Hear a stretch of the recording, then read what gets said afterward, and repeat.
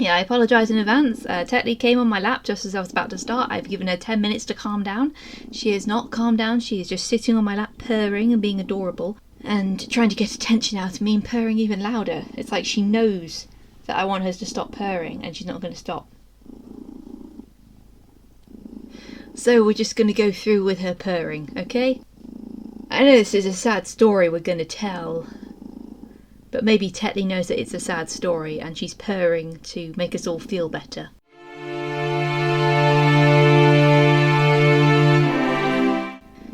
Despite being the shortest reign in English history, despite being younger than all the conspirators and rebels against the Tudor regime, Lady Jane Grey's name has stood out as a prime example of the cruelty and corruption prevalent within English politics, where those in power are willing to hang on to it.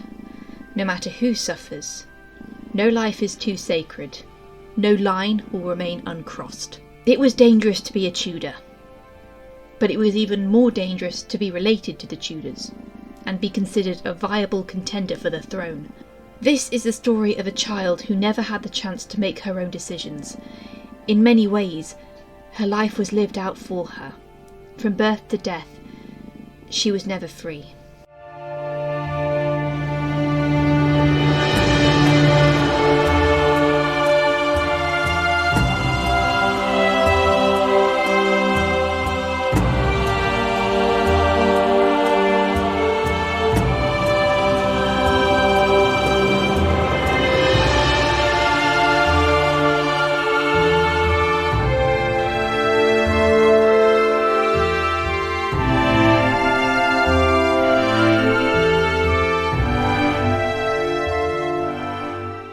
Once again, we have a Tudor figurehead whose exact date and even place of birth is not officially recorded, and therefore not known to us today. Jane Grey was born either in London or at her family estate in Leicestershire, named Bradgate Park. It's either Bradgate or Bradgate, because remember in England, if something has a gate in the title, we might say gut. That's the evolution of the English language for you. Her date of birth ranges between May 1536 and October 1537. Regardless, this would have made her 16 or 17 by the time she was executed. Jane was directly related to the Tudors through her mother's lineage. Frances Grey was the daughter of Charles Brandon and Mary Tudor the Elder, sister to Henry VIII. At the time of Jane's birth, Frances was married to Henry Grey, the Marquis of Dorset. The Greys and the Brandons suffered in terms of producing male heirs to the Dukedom of Suffolk. The sons Charles Brandon had with his third wife, Mary Tudor, died as children, while the two he had with his fourth wife, Catherine Willoughby, died within hours of each other due to the sweating sickness in July 1551, one of the last waves of the disease. As a result, the title of the dukedom reverted back to the crown rather than passed to Frances. 3 months after her brother's deaths, her husband was made Duke of Suffolk, making her the Duchess. Frances Grey gave birth to a son before Jane was born, who sadly died in infancy. The result was only having 3 daughters, Jane, the eldest, followed by Catherine and Mary Grey. Tetley's leaving, but she doesn't know how doors work, so I have to hold the door open for her. Right, now we can continue. See, if I didn't have to try and get this video out before the end of March, I probably would stop and do another take, but I just want to get things done. People like my cats anyway, and anyone who doesn't just doesn't have a soul. Jane was very similar to her cousin Elizabeth, in that she was a proficient student who learned Latin and Greek from an early age. She was taught by the family's Anglican chaplain, John Aylmer, who would be made Bishop of London in 1577, from whom she learned Hebrew. Aylmer found Jane's passion for learning to be quite overwhelming. He wrote to a correspondent in Zurich, asking rhetorically to provide bridles for restive horses. Jane and her sisters grew up in the heat of the Reformation, being some of the first in their generation to know nothing as to how the church used to be under the control of Catholicism. While it was dangerous to be pro-Protestant in Henry VIII's court, they were taught and influenced by people with those ideals. The Grey family were reformers who stood by Henry VIII during his break with Rome. Henry Grey himself was the king's sword-bearer at Anne Boleyn's coronation. Frances Grey brought Jane to court when she was still a child, as being the niece of the king meant that she had a lot of influence and favour. Jane was what we would call an introvert today. She would rarely, if ever, join the court or her family on hunting parties, and preferred to stay in and study. She learned Italian from Michelangelo Florio, and was later admitted to the household of Catherine Parr, who undoubtedly left an impression on her.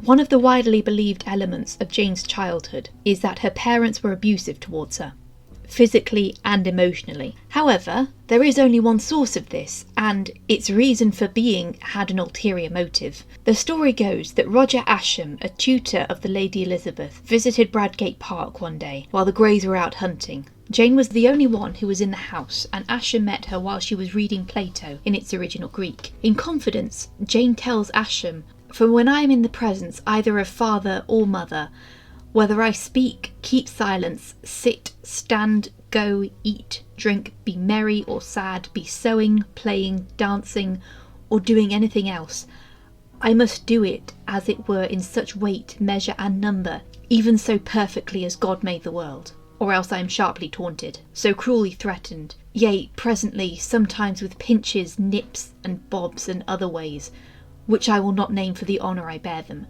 that I think myself in hell." While it seems Ascham was quoting Jane directly, these aren't actually Jane's words. Ascham wrote to Jane some months after their meeting, where he noted that her parents were proud of her. This quote actually comes from a book written by Ascham in 1563 named The Schoolmaster, which was Ascham's argument against teachers beating students to motivate them. By then, Ascham's attitude towards Henry Grey had changed dramatically, blaming him for causing Jane's execution. Frances Grey is considered as much, if not more, of a bully towards her daughter than her husband. The fact that Jane's parents provided tutors that would give her a better education than most Tudor women at the time, and the fact that Frances's surviving daughters were by her side when she died, hints that the relationship between mother and daughter was not as brutal as initially thought. They would have been strict, but would not have regularly beat her into submission.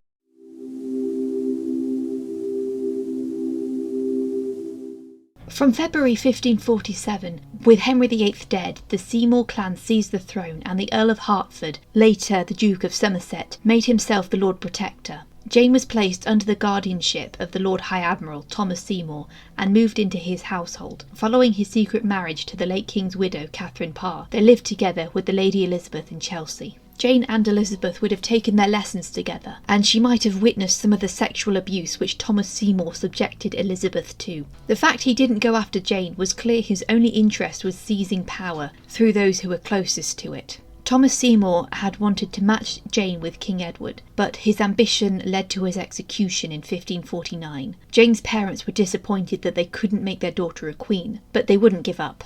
Edward VI's reign denigrated Catholicism and brought the Reformation into full swing. Books, ideas and practices which would have gotten someone burned alive at Smithfield was now permitted to be used openly. Catholics, on the other hand, were persecuted. Masses in Latin were banned, along with any objects associated with such practice. This caused friction all over the country. The Duke of Norfolk was imprisoned in the Tower of London for the whole of Edward's reign. To this day, the Howards of Norfolk remain a Catholic family. The Bishop of Winchester, Stephen Gardiner, was influential in Henry VIII's reign, but was excluded from Edward's council and imprisoned for opposing the young king's reforms. Another consequence was the schism it caused between the royal family. Edward often urged his sister, Mary Tudor the Younger, to convert to Protestantism. However, her faith was the one thing she could hold on to after so much was taken away from her, and she repeatedly refused. Mary was seen as a figurehead to the remaining Catholics in England, and this did not bode well for Edward or his councilmen. Mary was, after all, next in line to the throne, and was determined to undo what her father and brother had started, if she became queen. But as long as Edward managed to grow up and have children of his own, everything was going to be okay, right? About that.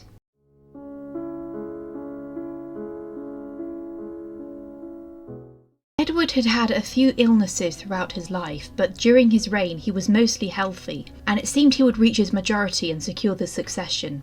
However, in February of 1553, Edward fell ill. He and the council were left with the realisation that Edward's death meant Mary would inherit and take her revenge on them. In secret, they made plans to change the rules of succession. This new act passed over Mary and Elizabeth, declaring them both illegitimate once more. and overlook the heirs of Henry VIII's older sister Margaret, therefore expelling the Catholic Mary Queen of Scots from the throne as well. Frances Grey was the next legitimate heir to the throne, but she was passed over in favour of Lady Jane Grey, or, more specifically, Lady Jane Grey's heirs male. In order to get heirs male, Jane would need a husband.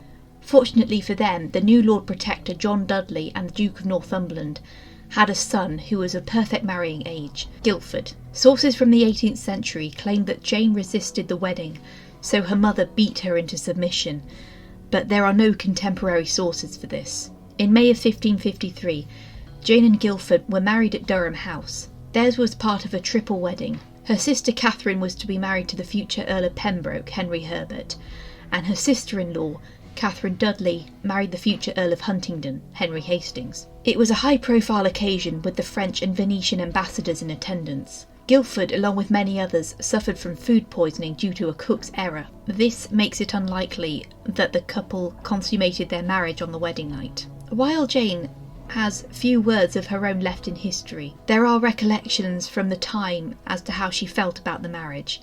She was resistant because she believed she was contracted to the Earl of Hertford, son of the late Duke of Somerset. Guildford Dudley was a couple of years older than Jane, and was considered to have been spoiled by his mother. To the pious and humble Jane, this was an uneasy match, and she is said to have disliked him, and the feeling was mutual. She may also have not liked the idea of having the formidable Northumberland as her father-in-law, as he was feared and distrusted by many of his peers. Immediately after Jane had been married, she went back to Suffolk House in Westminster to stay with her parents. She did her best to avoid Guildford and the Dudley family until she was pressured to join them at Durham House. They may have consummated their marriage there. Jane quickly fell ill and thought the Dudleys were trying to poison her. She moved to Chelsea, where she remained until early July of 1553.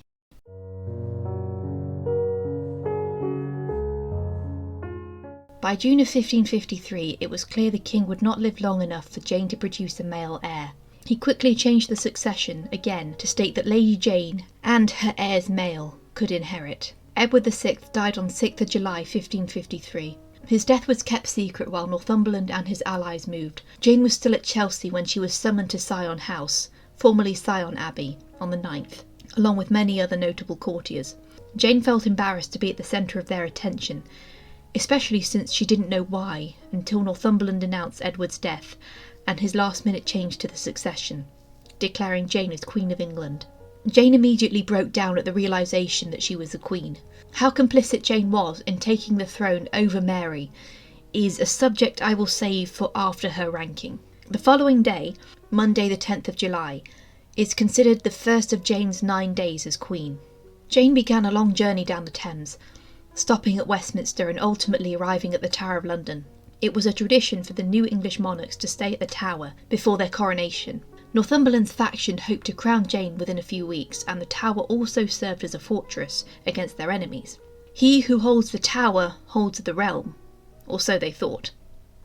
Many foreigners who witnessed the events noted their confusion at seeing the Duchess of Suffolk carry her daughter's train, when she should have been made Queen instead. Guildford, entitled as his father, stated that he should be made King of England alongside Jane. However, Jane had the authority to resist him on this, and told him he would only be made king by her will and Parliament's. She made him Duke of Clarence, which enraged him. A furious Northumberland tried to separate the young couple, but Jane allowed Guildford to stay. Mary, meanwhile, headed to East Anglia to raise an army. East Anglican Catholics lightly hated Northumberland for his put-down of Kett's rebellion some years previously. On the same day Jane was summoned to Sion, Mary wrote to the Privy Council demanding to be recognised as Queen. She had gathered an army at Framlingham Castle in Suffolk by 12th of July and began to march on London, joined by her sister Elizabeth. Northumberland rode from London to meet with Mary on the 14th of July. Jane would have been aware of the imminent threat to her throne. Should Mary succeed, she would almost certainly be executed. Mary defeated Northumberland at Cambridge and headed straight for London. Jane became so stressed it is believed her skin started peeling. Oh yuck, it's not very regal, is it? On 19th of July, the Privy Council declared Mary as Queen of England, abandoning Jane to save their own skin. While Northumberland was gone, the Earl of Arundel, Henry VIII, organised a coup to switch the council's allegiance. Jane was removed from the royal apartments at the Tower of London. and put into the gentleman gaoler's apartments. Guildford was imprisoned in the Beauchamp Tower. Northumberland was executed on Tower Hill on 22nd of August, saying he deserved to die 1,000 deaths for his actions. 10,000 people turned up for his execution.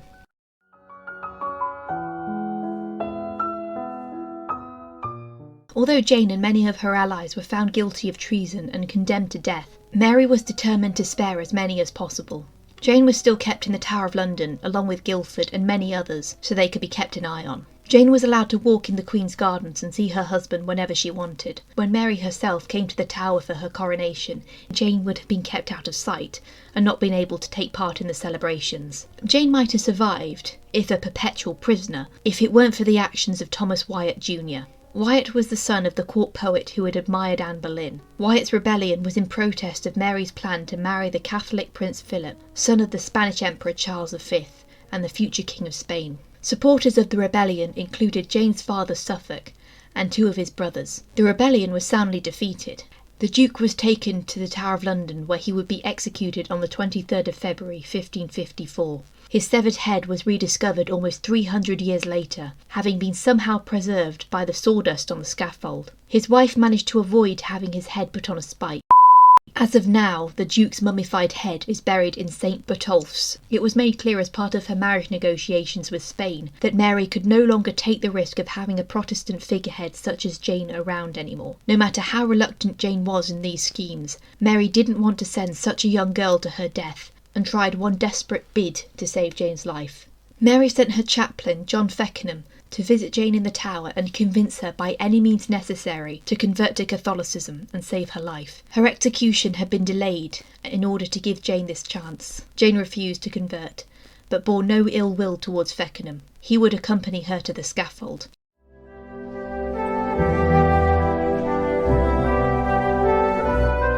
On 12th of February 1554, Guildford Dudley was the first to be executed. He had asked to see Jane, but she refused, adding it would only make things more painful for them, and they were best off waiting until they could meet again in the next life. Guildford was led from the Beauchamp Tower at 10 in the morning to Tower Hill. He shook hands with many of the crowd. He asked the crowd to pray for him, before he put his head on the block and was killed with a single stroke. His body was brought back into the tower to be buried in the Chapel St. Peter ad Vincula. Jane saw his remains pass her window, where she cried out his name. Jane herself was then escorted to Tower Green, where she would be granted the privilege of a private execution in front of a small crowd. An anonymous source records Jane making a speech to them. "Good people, I am come hither to die, and by a law I am condemned to the same. The fact indeed against the Queen's Highness was unlawful, and consenting thereunto by me, but touching the procurement and desire thereof by me, or on my behalf, I do wash my hands thereof in innocency, before God, and the face of you, good Christian people, this day." Immediately after, she quoted Psalm 51. "Have mercy upon me, God, according to your faithful love. Wipe away my wrongdoings according to your great compassion. Wash me completely clean of my guilt. Purify me from my sin. Because I know my wrongdoings, my sin is always right in front of me. I have sinned against you, you alone. I have committed evil in your sight. This is why you are justified when you render your verdict, completely correct when you issue your judgment. Yes, I was born in guilt, in sin, from the moment my mother conceived me. And yes, you want truth in the most hidden places. You teach me wisdom in the most secret space. Purify me with hyssop, and I will be clean. Wash me, and I will be whiter than snow. Let me hear joy and celebration again. Let the bones you crushed rejoice once more. Hide your face from my sins. Wipe away all my guilty deeds. Create a clean heart for me, God. Put a new, faithful spirit deep inside me. Please don't throw me out of your presence. Please don't take your Holy Spirit away from me. Return the joy of your salvation to me, and sustain me with a willing spirit. Then I will teach wrongdoers your ways, and sinners will come back to you. Deliver me from violence, God, God of my salvation, so that my tongue can sing of your righteousness. Lord, open my lips, and my mouth will proclaim your praise. You don't want sacrifices. If I gave you an entirely burned offering, you wouldn't be pleased. A broken spirit is my sacrifice, God. You won't despise a heart, God, that is broken and crushed. Do good things for Zion by your favour. Rebuild Jerusalem's walls. then you will again want sacrifices of righteousness, entirely burned offerings, and complete offerings. Then bulls will again be sacrificed on your altar. Jane then asked the executioner to be merciful before she knelt in front of the block and blindfolded herself. One of the most dramatic moments associated with Lady Jane Grey is the image of her being unable to find the block that was just out of reach, while she was blindfolded. The Deputy Lieutenant of the Tower came forward and guided her hands to it, where she laid down her head and quoted, "Lord, into thy hands I commend my spirit." Lady Jane Grey's head came off in a single stroke, and she was immediately buried in the Chapel St. Peter in Vincula with her husband. The deaths of this young couple hindered Queen Mary's popularity. This is usually where she began her infamous tenure as Bloody Mary. John Knox, a Scottish reformer, who would later come to blows with Mary Queen of Scots, condemned her and the influence of Gardiner and other papists on the Privy Council. For who would have thought that such cruelty could have entered into the heart of a woman, and her that is called a virgin, that she would thirst for the blood of innocents, and of such as by just laws and faithful witnesses can never be proved to have offended by themselves. Lady Jane Grey has since been considered a Protestant martyr. She would appear in the Book of Martyrs by John Foxe, and has become a romantic and tragic character. If there is any Shakespearean character I'd compare her with, I'd put her in the same boat as Cordelia from King Lear. Someone who wasn't meant to be a main player, but was forced into it, and condemned by an uncaring world. And that was the first of 3 videos about Lady Jane Grey. So in April, at some point, we'll get a rankings video about her out. I'm kind of busy in April, but I should hopefully be able to do at least one video that I charge patrons for. We should be getting the Titanic videos coming very soon after this is released. At least, yeah, another 4 Titanic videos. If any of you were wondering when I was going to go back to those, I've been very busy for a lot of months and I've been trying to get past a lot of stuff, and I finally managed to get round to Titanic again. So I'll get another 4 videos about Titanic out, hopefully very soon. And then in May we will go and try and get part 3 of Lady Jane Grey done. So if you don't want to miss those videos, please make sure you subscribe to the channel and share this video around so it gets a good audience and we get more subscribers. Because the more subscribers we get, the more stuff I talk about. And if you want to support the channel, you can always become a patron. There's a link to my Patreon page in the description, and there are plenty of benefits you can have just from supporting the channel, even for as low as $1.50 per creation. I must say a big thank you to my patrons right now who have been supporting the channel and have been really great at helping me get more of this channel together, because I really do need the support to keep this channel going. And to my King and Queen patrons, my highest level contributors, thank you Alison Cuff, Jill Mynero, Larissa and Leslie Williams. I hope you're all gonna have a nice weekend. After this is finished, I'm gonna recover from some of my burnout that's been building up since December, and I'm gonna go to the Star Wars convention. Hooray! I haven't decided which member of the Clone Wars cast I want to meet yet. It's either D. Bradley Baker, Matt Lanter, Ashley Eckstein or James Arnold Taylor. I haven't decided yet. I wish I could meet Hayden Christensen, but he's not going to be there on the day that I'm going to be there. I only managed to get for 1-day ticket because I've not made of money. But yeah, I'm looking forward to London. Be a nice holiday for me. I'm also going to go to the Tomb Raider Expo. Anyway, thank you for watching, and so the last few minutes of this video are outtakes of when I was recording this video last week, where Tetley was sitting on my lap and she was purring, and I was just killing time waiting for her to stop purring. So, Alan, don't interrupt me. I just thought I wanted to keep that in because it was kind of funny, me just sort of begging her to stop purring, and she just went on and on and on and on. So yeah, enjoy Tetley purring for several minutes. You know that feeling when you're about to start recording for another queen, and then the cats decide now's the time to sit on your lap and purr really, really loudly. Tetley saw me coming up here with a handful of Jolly Ranchers and thought, yes, now's the time to sit on someone's lap. So we're just going to have to let her.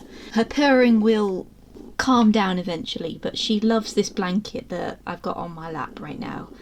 Cats love blankets. They love a lovely fluffy blanket that's just as fluffy as them. And she is a fluffy cat who has a clump on her side which I should get rid of. At some point, if she thinks I'm ignoring her, she'll meow at me. But we'll just live, won't we?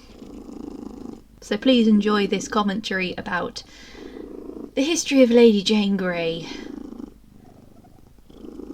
with backing vocals from a cat who loves a fluffy blanket. For a 21-year-old cat, she has such a purr on her. Bless you again, Tetley. This is going to be fun to edit. And she's got her old lady farts. That's just great. That's just great, Tetley. We're talking about Lady Jane Grey and you come in here with your old lady farts.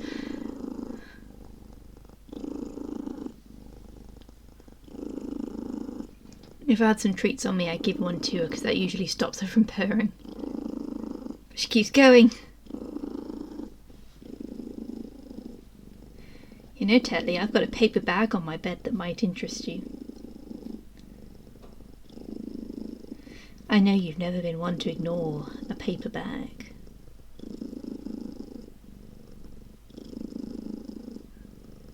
Trick is not to stroke her, even though it's very tempting. She is such a pretty cat. She has such soft, wonderful fur. It's just really hard to avoid stroking her. Every time I pass her box on the landing and she's curled up in there like a little armadillo, I just want to scritch her head. And she looks up and she's like, hi. I could pause the recording at any time, but I'm not gonna. Yeah, it's Monday as I'm recording this, and it's been a eventful start to the day because I just had to go through every single one of my YouTube videos to look at the mid-rolls, because literally so many of them have been tampered with by YouTube. They just tend to like put, like, I didn't even do this. I distinctly for those of you who are unaware, my 50 Famous Faces of Titanic video is now my most popular video. Like, just about beating my Anne Boleyn rankings, which I'm not too fussed about because I was going to redo the Anne Boleyn ones anyway. But yeah, I'm really glad that that's been getting very popular. But what I'm not so glad about is finding out that YouTube have put like 1 billion mid-rolls in the video, and it's ruining the flow of the narrative. I'm talking about people dying here, and you're trying to push bloody life insurance onto people. Like, read the room, guys. Yeah, I've changed that, because I distinctly remember actually changing. I distinctly remember doing the ad rolls for that video. So they must have changed it at some point. It's what YouTube does. So I've gone through every single one of my videos, and I found like quite a few have just a bunch shoved in there that I don't remember ever putting there. So I've got to make sure I keep an eye on my mid-rolls from now on.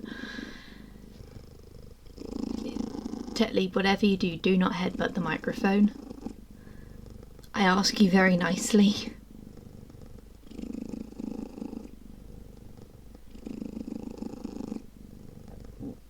Oh, but she's so warm. Alright, if you don't calm down the next minute, I'm just going to go ahead and start doing the video and apologise for your purring.